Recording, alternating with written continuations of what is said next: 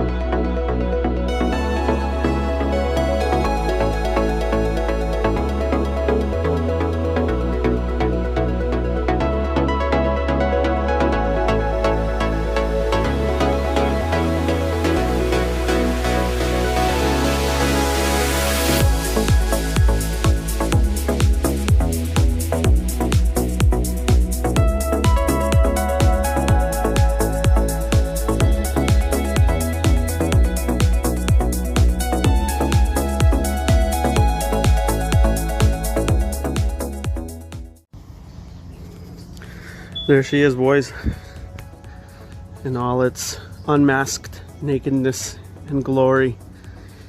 The best part is this roof, though. It's a little dusty right now, but it looks incredible. I think every car I get from now on is going to get a black roof as soon as I get the keys. The paint came out excellent. Just absolutely gorgeous, gorgeous, gorgeous, gorgeous paint. Little fiddly in some places. In one way, Audi helps you. In another way, makes it more difficult. All of these edges right here have a rubber gasket on the inside. We didn't pull this trim off because it's actually riveted inside right there, and we didn't think that it was worth it to go through the trouble to drill them out and then have to replace them. Even though I'm kind of looking at it now, it looks like we might have been able to slide it through, or maybe not. It's got to sit here pretty tight. So yeah, we still would have had to drill them out, and we didn't think it was worth it to go through the hassle. So what we ended up doing is just putting the tape right underneath that little gasket. But what ended up happening is after the paint dried, it got really stiff, and it makes it really difficult to tear out. So there's a bunch of these little spots just like this around the edges. Everywhere else it came out pretty nicely. Through here is the rain guard, or the rain channel, and it just passes through down onto the side of the windshield. All of this came out pretty easily. Something happened here. I don't think the windshield's ever been replaced, but it looks like the glue went a little too far over towards the body on this side, and this rubber gasket here is a little too tight to the body, so we couldn't fit the tape perfectly, but we got it as close as possible, and then we'll come in and clean it up. Everything needs to get cleaned up really well. You'll see me as I reassemble it. I'll be cleaning up just about everything as I put it back onto the car. Nothing's gonna get put back on dirty. Over here we had to blend the silver underneath the hatch with the black of the roof. So he went in and sanded it, scuffed it smooth so that the clear would just kind of overlap. So I just need to hit this. I think he did it with 1500. I'll hit it with some 2000 and I'll polish it out because the rest of the roof needs a good cut as well. But other than that, it looks good. It's finally look more assembled, even though I think 25% of it is still gone. So I'll put you guys back on the stand. I'll start at the rear end because if you guys don't know, it's easier that way because all of this is solid, right?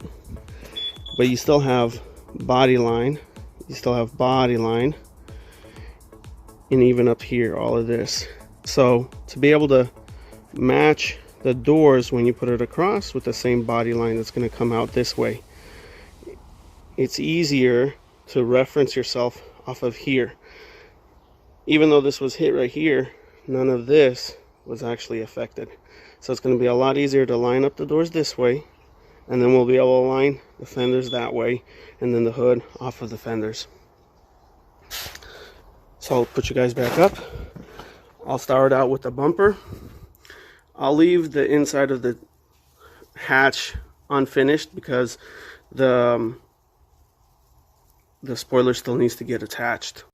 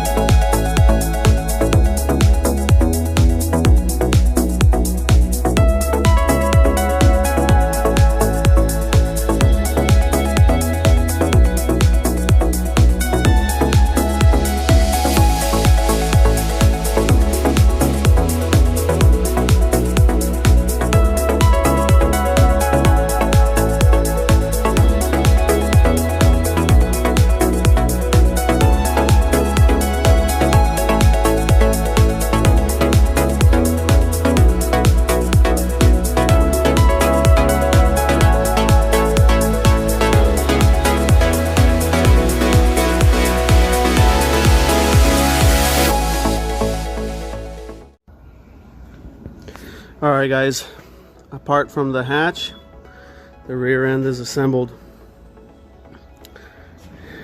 I'm not a big fan of aftermarket lights, but these ones look pretty clean, and they're all LED, so they look good at night. They're the square ones, like the second and third generation ones. I had to jack up the rear end to be able to put in the 3 or so, maybe 4 screws that hold on the mud guards behind the wheels. And I thought for some reason that there was supposed to be like some sort of mud flap type plastic piece that goes here, but I think that's just for the front up there, and then there's like a little lip on the front of the rear wheel right there. So I ended up taking everything out of the trunk and out of the cabin so that I can find those 2 pieces. But as I was doing so, I took out all of the rubber trim and all of the seals that go around the door, and you guys saw that I was cleaning it all I just use regular brake clean for the rubber pieces and some of the plastic pieces. You guys got to be careful though, because this stuff will melt certain plastics, so it's not good on everything. Other than that, just water. I did want to fit one of those foam pads that go behind the bumper. The Audi, I don't remember if it came with it or not, but I don't have one. I didn't have one, so I'm assuming it didn't. And it didn't work. You guys saw that I had to put in just a piece of aluminum bar because the original crash bar was damaged, and it was nearly impossible to find a new one or a used one. Put in the seals on the rear hatch. Next, I'm gonna start on the hatch, get that buttoned up, and then since the doors are heavy and I want to try to align them with Val, when he gets here we'll put them in.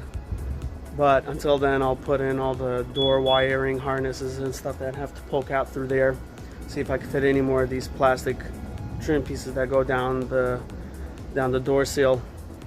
He's the one who took them apart, so he kind of remembers more of them. There's just a bunch of them in here, and when he gets in here, we'll just kind of assemble them all together. Other than that, I'll start putting in the mud guards for the front wheels, and then once we put in the doors, then we can put in the front fenders and then the front bumper. We'll see if we can get it all done today. If not, we'll split it up into 2 videos, and you guys will just keep up. Alright guys, calling it a day. Behind the scenes, I put in some of the cowl, some more rubber pieces all the way around on the body. It's getting late for me, so I'm gonna call it. And there's a little more view for you of the black roof. So next time you see it, we're gonna continue assembly on it. Got all the doors and fenders ready. I thought I'd be able to get more done, but there's so many clips, so many screws, and to get everything lined up perfectly takes patience and a lot of time. Even these guys, we found 2 random sensors in it, and we're trying to figure out what they are. They're not actually sensors. What we're thinking is that they're actually heaters, so in the winter the jets don't freeze up and you can still use them. And even the washer bottle, it's got a heater too, so that it doesn't freeze up in the winter, which is cool but annoying at the same time, because it heated the plastic tube that goes through here that connects both of them, and instantly broke in our hands, so we had to replace that, so that took some time. Anyway, stay tuned. Questions, comments, concerns, anything for the good of the order, go ahead and leave it down below. Thanks guys, bye.